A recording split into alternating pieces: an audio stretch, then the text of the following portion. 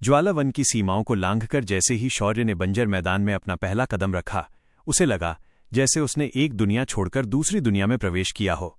पीछे की हवा में गंधक और जलते हुए मांस की बदबू थी, लेकिन सामने की हवा में मौत जैसी खामोशी और पुराने लोहे की जंग लगी गंध थी। उसके शरीर पर अभी भी ज्वाला वानर के खून के धब्बे सूखे नहीं थे, और उसकी कलाई पर मौजूद पहला निशान हल्की लाल रोशनी में धड़क रहा था। ये निशान उसे बार बार याद दिला रहा था कि अब वो सिर्फ एक इंसान नहीं बल्कि एक शिकारी है। उसके सामने अवंतीपुर का विशाल मुख्य द्वार था, जो कभी सोने और पीतल से चमकता था, लेकिन अब वो काला पड़ चुका था। उस द्वार के ठीक सामने एक पहाड़ जैसी आकृति खड़ी थी। यह छाया सेनापति का भेजा हुआ लौह दानव था, 15 फीट ऊंचा, जिसका शरीर मांस का नहीं बल्कि जंग लगे हुए लोहे और काले पत्थरों का बना था। उसके कंधे पर एक विशाल लोहे का खंभा रखा था, जिसे उठाना किसी साधारण इंसान के बस की बात नहीं थी। दानव ने शौर्य को अपनी तरफ आते देखा और एक ऐसी हंसी हंसी जिससे धरती कांप गई। उसे लगा कि यह कोई भटका हुआ बालक है जो गलती से यहां आ गया है। दानव ने अपने कंधे से वो भारी खंभा उठाया और हवा में घुमाया। कीड़े, दानव की आवाज में धातु के घिसने जैसी कर्कशता थी। तेरी हिम्मत कैसे हुई यहां आने की? बिना किसी चेतावनी के दानव ने वो खंभा पूरी ताकत से शौर्य के सिर पर दे मारा। हवा को चीरती हुई एक भयानक आवाज हुई। अगर ये वार किसी चट्टान पर पड़ता तो वो भी पाउडर बन जाती, लेकिन शौर्य अपनी जगह से 1 इंच भी नहीं हिला। उसने अपनी कलाई के निशान को सक्रिय किया। उसकी त्वचा पर तुरंत एक काली धातु जैसी परत चढ़ गई। ये वही शक्ति थी जो उसने ज्वाला वानर के दिल को खाकर हासिल की थी। एक जोरदार धमाका हुआ और धूल का गुबार उड़ गया। जब धूल छंटी तो दानव की आंखें फटी रह गईं। शौर्य ने उस विशाल खंभे को अपने एक हाथ से रोक रखा था।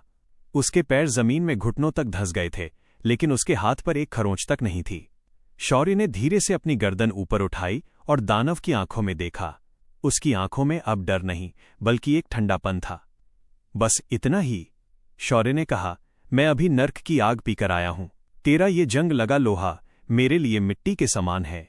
शौर्य ने खंभे को झटका दिया और दानव का संतुलन बिगड़ गया। अगले ही पल शौर्य हवा में उछला। उसने अपनी मुट्ठी में सारी अग्नि ऊर्जा केंद्रित कर ली। अग्नि मुष्टिका। शौर्य का मुक्का सीधे दानव के लोहे जैसे पेट पर लगा। लोहे की प्लेटें टूटने की आवाज पूरे मैदान में गूंजी। दानव का पेट किसी कागज की तरह फट गया और वो पीछे की तरफ गिरता हुआ अवंतीपुर के द्वार से जा टकराया। एक ही वार में खेल खत्म हो गया था। शौर्य जमीन पर उतरा और उसने अपनी कलाई झाड़ी। उसे अपनी नई ताकत पर विश्वास नहीं हो रहा था। मैं तैयार हूं। उसने अवंतीपुर के खंडहरों की ओर देखा। छाया सेनापति, अब तुम्हारी बारी है। लेकिन शौर्य की ये जीत बहुत छोटी साबित होने वाली थी। अभी दानव की राख ठंडी भी नहीं हुई थी कि अवंतीपुर के द्वार के ऊपर से एक धीमी ताली बजने की आवाज आई। ये ताली किसी प्रशंसा के लिए नहीं बल्कि मजाक उड़ाने के लिए थी। शौर्य ने ऊपर देखा। द्वार की सबसे ऊंची मुंडेर पर एक व्यक्ति खड़ा था। उसने शाही काले कपड़े पहने थे और उसके हाथ में एक काला दंड था, जिसके ऊपर एक चमकता हुआ बैंगनी रत्न लगा था। उसका चेहरा शांत था, लेकिन उसकी आंखों में इतना अहंकार था कि वो समुद्र को भी छोटा महसूस करा दे। यह छाया सेना का महामात्य काल केतु था। बहुत अच्छे बालक। काल केतु हवा में तैरते हुए नीचे आया, जैसे गुरुत्वाकर्षण का उस पर कोई असर ही न हो। तुमने मेरे पालतू जानवर को मार दिया। थोड़ी ताकत है तुम में, लेकिन अफसोस तुम गलत जगह आ गए हो। शौर्य ने मुट्ठी भींची। मेरे पिता कहाँ हैं? शौर्य चिल्लाया और पूरी रफ्तार से काल केतु की तरफ दौड़ा। उसने सोचा कि जैसे उसने दानव को हराया वैसे ही इसे भी हरा देगा। शौर्य ने अपनी पूरी ताकत और रफ्तार के साथ कालकेतु के सीने पर मुक्का मारा, लेकिन कालकेतु अपनी जगह से हिला भी नहीं। उसने बस अपनी एक उंगली उठाई। शौर्य का मुक्का कालकेतु के शरीर से 1 इंच दूर एक अदृश्य काली दीवार से टकराया। एक भयानक शॉक वेव निकली। शौर्य को लगा जैसे उसने किसी पहाड़ पर हाथ मार दिया हो। उसकी कलाई की हड्डियां चटक गईं और वो दर्द से कराहता हुआ पीछे गिर गया। दूसरा चरण।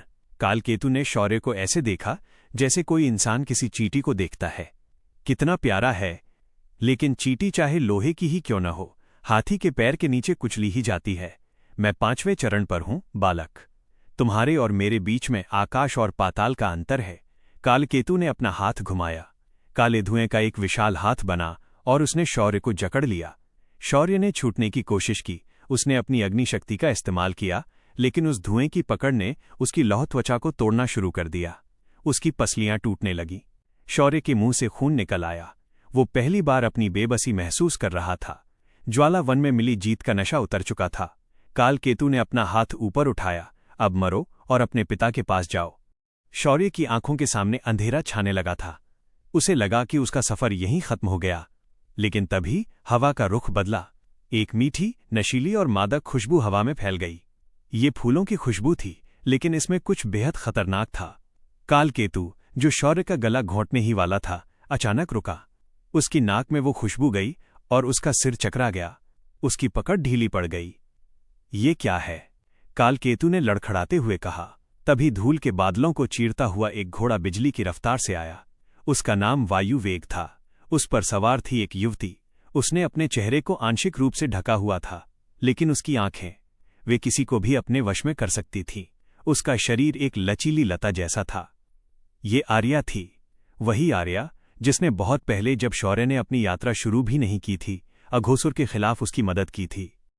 आर्या ने घोड़े से छलांग लगाई और हवा में ही अपने हाथों से एक बैंगनी रंग का पाउडर फेंका। सांस मत लेना शौर्य। आर्या की आवाज उसके कानों में गूंजी। वो पाउडर काल केतु और उसके आसपास के सैनिकों पर गिरा। सैनिक तुरंत अपनी आंखों को मलने लगे। मेरी आंखें, सब कुछ जल रहा है। काल केतु भी पीछे हटा। उसे खांसी आने लगी। यह साधारण धुआं नहीं था, यह एक विशेष जहर था जो किसी भी स्तर के योद्धा की इंद्रियों को कुछ पलों के लिए सुन्न कर सकता था। आर्या जमीन पर लैंड हुई। उसने शौर्य का हाथ पकड़ा। उसका स्पर्श मखमल जैसा था, लेकिन उसकी पकड़ लोहे जैसी मजबूत थी। तुम्हें लगा तुम मेरे बिना हीरो बन जाओगे? आर्या ने अपनी नशीली आंखों से उसे देखा और हल्का सा मुस्कुराई। शौर्य को उस दर्द में भी उसकी सुंदरता का एहसास हुआ।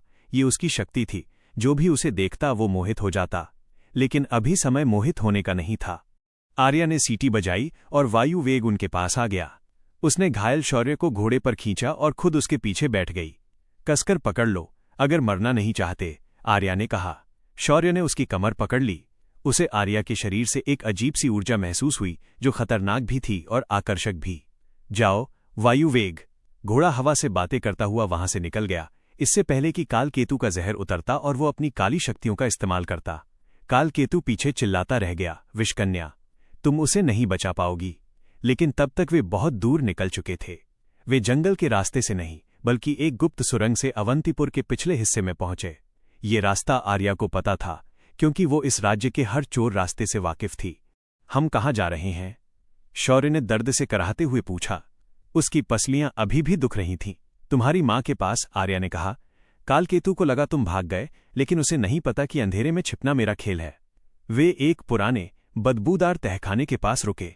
वहां 2 छाया सैनिक पहरा दे रहे थे। आर्या घोड़े से उतरी। वो सैनिकों की तरफ चली। सैनिकों ने उसे देखा। आर्या ने अपना नकाब हटा दिया। उसका चेहरा इतना सुंदर और सम्मोहक था कि सैनिकों का हाथ तलवार पर रुक गया। वे बस उसे देखते रह गए, जैसे किसी देवी को देख रहे हों। ये आर्या की एक विशेष शक्ति थी, एक ऐसा तिलिस्म जिससे बचना नामुमकिन था। आर्या उनके करीब गई, मुस्कुराई और पलक झपकते ही अपनी बालों की एक बारीक सुई निकालकर उनकी गर्दन में उतार दी। सुई पर एक बूंद जहर था। सैनिक बिना आवाज किए ढेर हो गए। सुंदरता और मौत, आर्या ने शौर्य की तरफ देखा, अक्सर साथ चलते हैं। वे अंदर गए। एक अंधेरी और सीलन भरी कोठरी में महारानी अवंतिका शौर्य की मां जंजीरों में जकड़ी थीं। वे बहुत कमजोर हो गई थीं।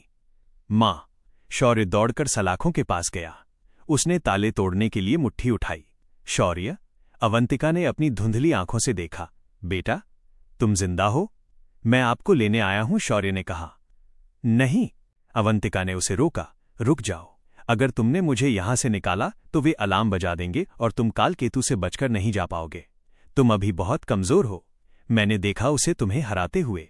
शौर्य की आंखों में आंसू आ गए। लेकिन मैं आपको यहां कैसे छोड़ दूं? और पिताजी?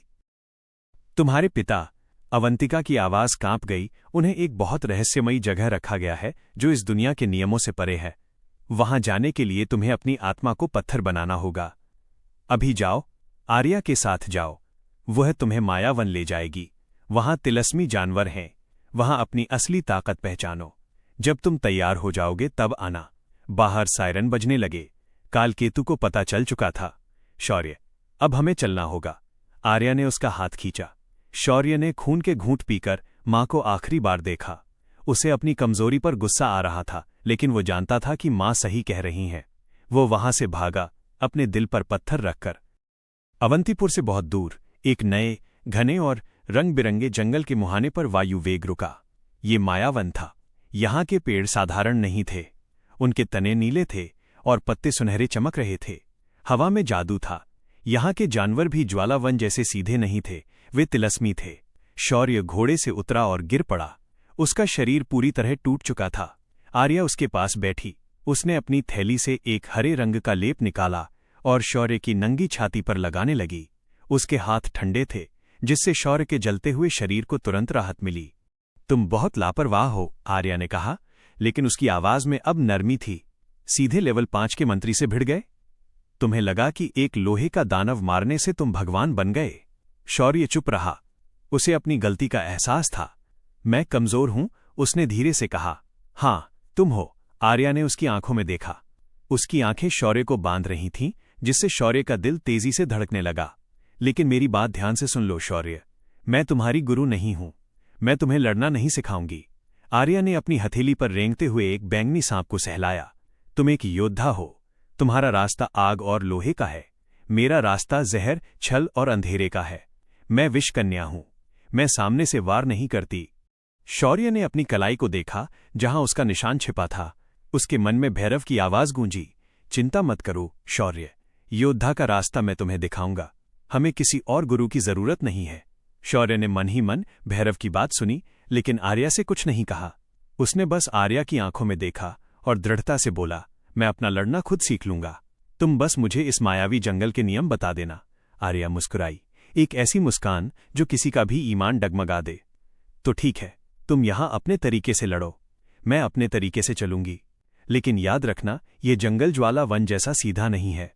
यहां के जानवर तुम्हारे दिमाग से खेलेंगे, और अगर तुम फंसे, वो उसके कान के पास झुकी, तो मैं शायद तुम्हें बचाने आऊं या शायद तुम्हारी मौत का तमाशा देखूं। शौर्य ने उसकी आंखों में देखा। वहां खतरा था, लेकिन एक अजीब सा अपनापन भी था। मायावन का सफर शुरू हो चुका था, जहां शौर्य को अपनी तलवार और आर्या को अपने जहर की धार तेज करनी थी। दोनों साथ थे, लेकिन दोनों की मंजिलें अलग रास्तों से होकर जाती थीं। मायावन की वो सुबह किसी रहस्यमयी सपने जैसी थी। यहाँ के पेड़ों के पत्ते हरे नहीं, बल्कि गहरे नीले रंग के थे, जिनसे छनकर आती हुई धूप जब जमीन पर गिरती थी तो ऐसा लगता था मानो किसी ने नीलम के टुकड़े बिखेर दिए हों। हवा में एक अजीब सी मादक सुगंध थी, जो किसी को भी मदहोश कर दे। शौर्य की आंखें धीरे धीरे खुलीं। उसे लगा था कि कल की उस भयानक लड़ाई के बाद, जहां काल केतु ने उसे एक कीड़े की तरह कुचल दिया था, उसका शरीर दर्द से टूट रहा होगा। लेकिन उसे दर्द नहीं, बल्कि एक मखमली एहसास हुआ। वो कठोर जमीन पर नहीं, बल्कि नरम घास और खुशबूदार फूलों के बिस्तर पर लेटा था, और उसका सिर किसी पत्थर पर नहीं बल्कि आर्या की गोद में रखा था। आर्या, जिसने अपनी वो पुरानी सख्त योद्धा वाली वेशभूषा त्याग दी थी, अब जंगल की लताओं और रेशमी कपड़ों से बने वस्त्र पहने हुए थी। वो बड़े ही ध्यान और प्यार से एक गीले कपड़े से शौर्य का चेहरा पोंछ रही थी। उसकी आंखों में वो कल वाली उग्रता नहीं थी, बल्कि एक गहरा समर्पण था, बिल्कुल वैसा जैसा एक पत्नी की आंखों में अपने पति के लिए होता है जो युद्ध से घायल होकर लौटा हो। जैसे ही शौर्य ने उसे देखा, आर्या के चेहरे पर एक सुकून भरी मुस्कान तैर गई। जाग गए? आर्या ने झुककर शौर्य के माथे पर अपनी हथेली रखी। उसका स्पर्श बर्फ जैसा ठंडा था, जिससे शौर्य के जलते हुए शरीर को तुरंत राहत मिली। मैं डर गई थी। कल रात तुम दर्द में बहुत तड़प रहे थे। तुम्हारा शरीर लोहे का जरूर है, लेकिन अंदर की चोटें बहुत गहरी थीं। शौर्य उठने की कोशिश करने लगा, लेकिन आर्या ने उसे अपनी बाहों में ही रोके रखा।